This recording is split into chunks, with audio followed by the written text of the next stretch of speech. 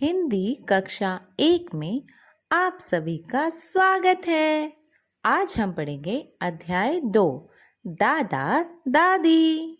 बच्चों, जैसे आपके मम्मी पापा होते हैं वैसे ही पापा के मम्मी पापा आपके दादा दादी और मम्मी के मम्मी पापा आपके नाना नानी। तो चलिए आज हम इस कविता को गाते हैं जो लिखी है श्री प्रसाद जी ने। दादा दादी। एक हमारे दादाजी हैं, एक हमारी दादी। बोलिए। एक हमारे दादाजी हैं, एक हमारी दादी। दोनों ही पहना करते हैं बिल्कुल भूरी खादी। दोनों ही पहना करते हैं बिल्कुल भूरी खादी। दादी गाना गाया करती, दादाजी मुस्कुराते। दादी गाना गाया करती, दादाजी मुस्कुराते। कभी कभी दादाजी भी कोई गाना गाते। कभी कभी दादाजी भी कोई गाना गाते। बहुत अच्छे। तो अब हम दादा दादी के बाद ये कविता नाना नानी के लिए भी गाते हैं। तो चलिए गाते हैं। एक हमारे नाना जी हैं, एक हमारी नानी। एक हमारे नाना जी हैं, एक हमारी नानी। दोनों ही पहना करते हैं बिल्कुल भूरी खादी। दोनों ही पहना करते हैं बिल्कुल भूरी खादी। नानी गाना गाया करती, नाना जी मुस्कुराते। नानी गाना गाया करती, नाना जी मुस्कुराते। कभी कभी नाना जी भी कोई गाना गाते। कभी कभी नाना जी भी कोई गाना गाते। बहुत अच्छे। चलिए अब हम झटपट कुछ कह कर देखते हैं। अपू के अप्पा अप्पम लेने अनोखे अनंत नगर आए। ये तो टंग ट्विस्टर हो गया। तो आप मेरे साथ 3 बार ये बोल सकते हैं क्या? अपू के अप्पा अप्पम लेने अनोखे अनंत नगर आए। अपू के अप्पा अप्पम लेने अनोखे अनंत नगर आए। अपू के अप्पा अप्पम लेने अनोखे अनंत नगर आए। अपने घर में भी सबको चुनौती दीजिएगा ये बोलने के लिए। चलिए अगला पढ़ के देखें। घर घर घड़ी घड़ी घड़ी घूमती। घर घर घड़ी घड़ी घड़ी घूमती। घर घर घड़ी घड़ी घड़ी घूमती। अरे वाह, आप तो ये बहुत अच्छे से कर रहे हैं। चलिए अब कुछ शब्दों का खेल खेलें। अप्पू अप्पा अप्पम की तरह अ की जगह म न द की ध्वनि से शब्द बनाकर देखते हैं। अप्पू अप्पा अप्पम। अब माँ से करके देखें। मप्पू मप्पा मप्पम। चलिए ना से। नप्पू नप्पा नप्पम। अब एक और द से करते हैं। दप्पू दप्पा दप्पम। बहुत बढ़िया। चलिए अब हम जानते हैं कि निम्नलिखित शब्दों को सुनकर उनमें से आई ध्वनियों की संख्या क्या है। जैसे दा दा। अपनी वर्णमाला की पहली कक्षा में हमने जाना था कि ध्वनि वर्णमाला की सबसे छोटी इकाई है, यानी कि इससे छोटा कुछ नहीं होता। आप और मैं जो बातें कर रहे हैं ये सब ध्वनियां ही तो हैं। चलिए अब इसे इसमें समझते हैं। इन ध्वनियों में से कुछ ध्वनि ऐसी होती हैं जो अपने आप में स्वतंत्र होती हैं, जिन्हें बोलने के लिए हमें किसी और की जरूरत नहीं है। जिन्हें इंग्लिश में वॉवल्स कहते हैं और हिंदी में स्वर, अ आ इ ई उ ऊ।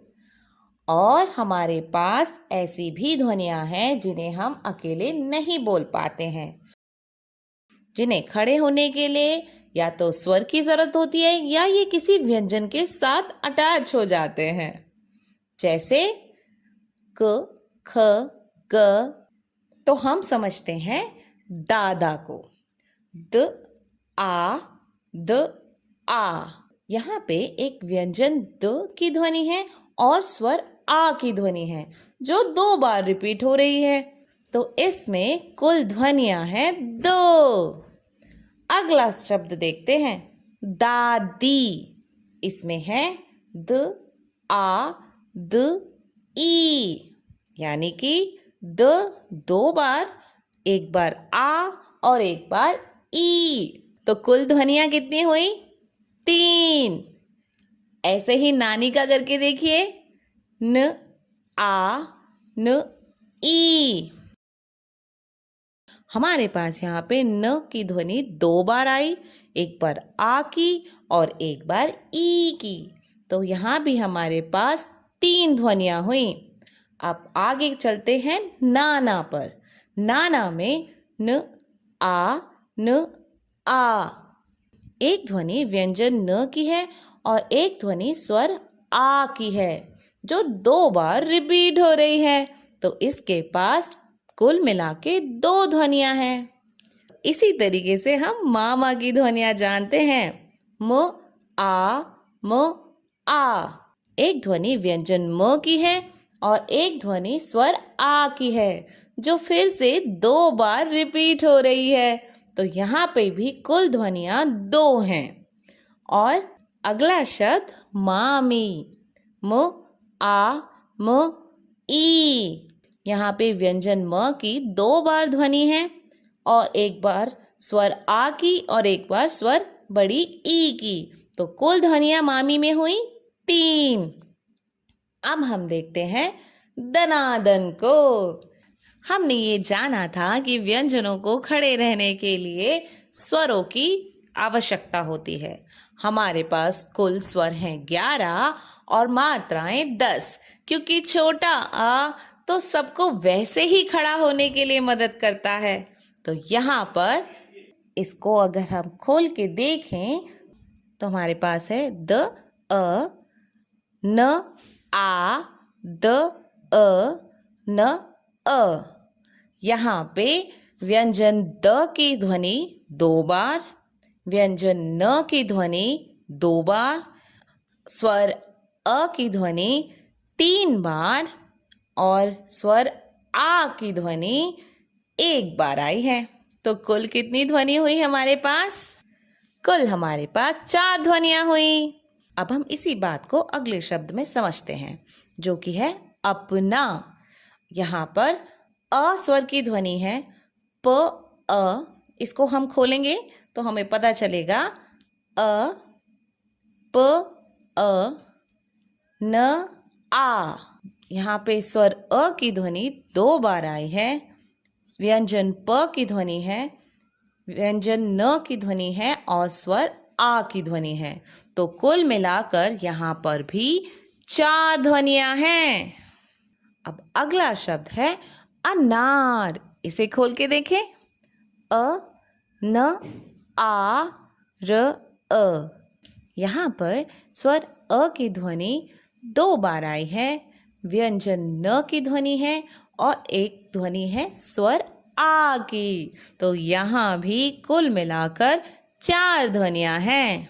अब हम बात करते हैं नमन की। अब तो आप सब सीख गए हैं, चलिए हम नमन को खोल कर देखते हैं।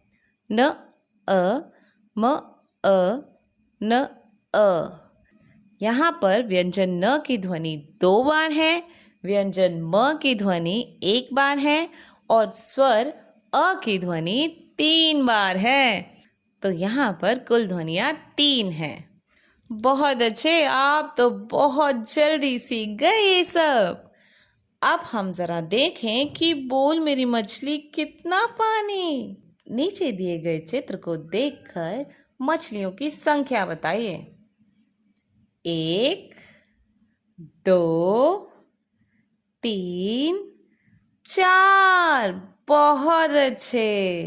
चलिए अब ध्यान से सुनिएगा क्योंकि जवाब अब आप ही को देना है। आओ सुने।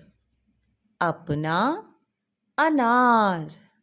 इन शब्दों में पहली ध्वनि कौन सी है?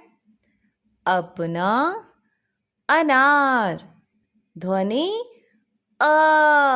बहुत अच्छे। चलिए आगे बढ़ते हैं। जिन शब्दों की पहली ध्वनि अ है उसके आगे आपको सही का चिन्ह लगाना है। अब ध्यान से सुनिएगा। अनार। अनार। इसकी पहली ध्वनि क्या है? अ। लगाइए चिन्ह। दूसरा शब्द है अमरूद। अमरूद। क्या ध्वनि सुनी आपने? अ। बहुत अच्छे। चलिए लगाइए चिन्ह। अगला शब्द है अदरक। अदरक। फिर से क्या ध्वनि आई? अ। तो लगाइए चिन्ह। बहुत बढ़िया। अगला शब्द है माँ। माँ। यहां तो कोई अ की ध्वनि आई नहीं पहले। यहां तो म आ की ध्वनि है, तो यहां चिन्ह नहीं लगेगा। अगला शब्द है दादा। दादा। यहां पर भी पहली ध्वनि अ नहीं है, तो यहां पे भी सही का चिन्ह नहीं लगेगा। अगला शब्द है घर। घर। यहां भी पहली ध्वनि अ की नहीं है, तो यहां भी चिन्ह नहीं लगेगा। बहुत अच्छे, आप तो इतना जल्दी समझ गए। धन्यवाद, बहुत अच्छे। मिलते हैं अगले अध्याय के साथ।